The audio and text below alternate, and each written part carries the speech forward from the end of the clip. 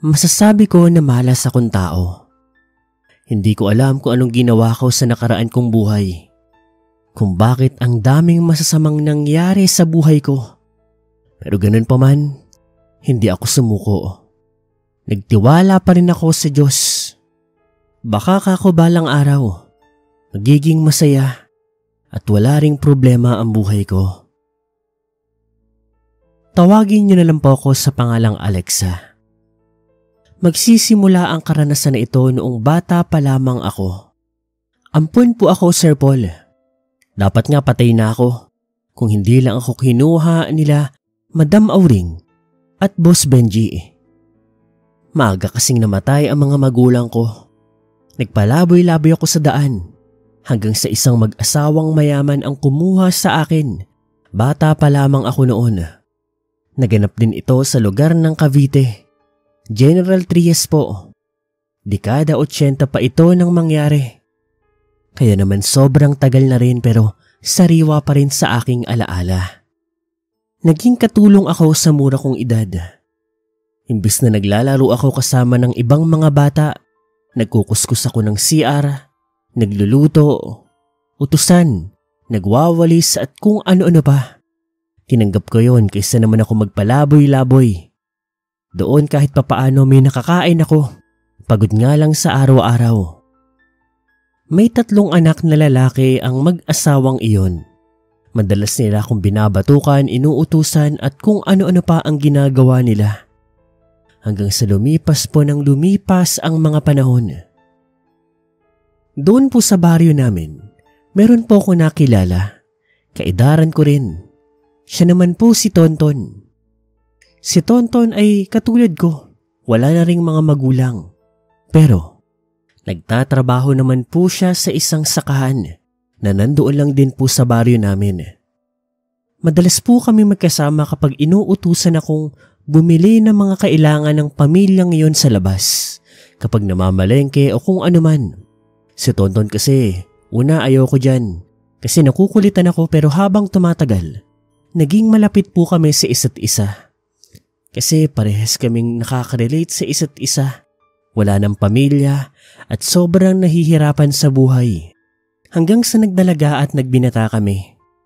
Mas naging lumalim ang pagkakaibigan namin ni Tonton. Madalas po, Sir Paul, nagkikita kami niyan sa may gubat, sa may ilog, lalo na sa gabi. Doon namin kinakain yung mga naipon naming pagkain sa maghapon. Pinag-uusapan ng hirap ng buhay. Nagbibiruan. Na sa maghapong hirap kahit papaano may sayang matatamasa. Pero isang araw po noon, Sir Paul, nangyari ang nakakatakot na karanasan ko. Madaling araw po nito nang makarinig ako ng may pumasok sa kwarto ko. At pagkita ko, Sir Paul, yung 3 binatang anak ng mga amo ko nandoon sa kwarto ko. Bago ko pa man maitanong kung bakit sila nandoon at bago pa ako makasigaw, tinakpan nila ang bibig ko, pinatungan nila ako at sinuntok sa sikmura. Halos mawalan ako ng malay noon, Sir Paul. Sobrang sakit ng naramdaman ko. Nakaramdam ako ng malamig dahil nakahubad na pala ang mga damit ko sa akin. Sir Paul, binaboy po nila ako. Kinamit po nila ang katawan ko. Binaboy nila ako. Hindi ko na kailangan pang ipaliwanag, Sir Paul, pero alam niyo na naman siguro ang nangyari sa akin noon. Tumatawa lang ang 3 magkakapatid na iyon, Sir Paul. Mga demonyo sila. Pagkatapos nun, iniwan lang nila ako na para bang laruan. Pinagbantaan nila ako na kapag nagsalita ako kahit kanino, papatayin daw nila ako. Gusto ko pang mabuhay at may pangarap ako, Sir Paul, kaya pinili kong manahimik. Mula nun, Sir Paul, tumamalay na talaga ako. Nanahimik ako at napansin naman yun ni Tonton. Pinilit niya akong sabihin sa kanya ang problema ko. At dahil mapagkakatiwalaan naman si Tonton, sinabi ko sa kanya ang kababuyan na nangyari sa akin. Iyak ako ng iyak. Niyakap niya na lang ako. Kahit nagbago ako, Sir Paul, Si Tonton po ay hindi nagbago.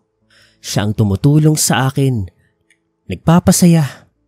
Kahit papaano, gumagaan ang loob ko kapag kasama siya.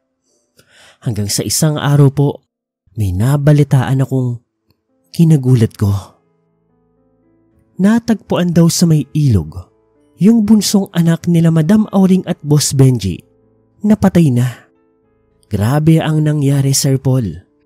Para siyang pinagkakalimot ng isang delikadong halimaw. Grabeng dalamhati ang naramdaman ng pamilya ni Madam Auring habang yung dalawa naman na magkapatid na natira. Takot na takot sa nangyari.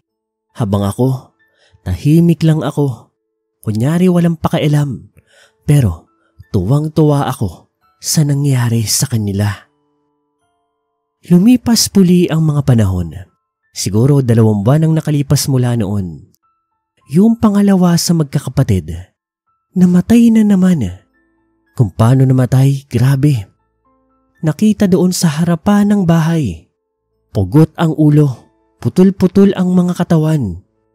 Grabeng takot ang namayani sa mag-anak na iyon, Sir Paul. Kasi parang iniisa-isa sila. Wala silang ibang maturo noon. Imposible naman ako. Kasi kahit may galit ako doon sa magkakapatid na yon, nilihim ko lang ang lahat. Ang nangyari, matapos ilibing yung pangalawa, nagplano na silang umalis. Wala nga silang pakialam sa akin, Sir Paul eh.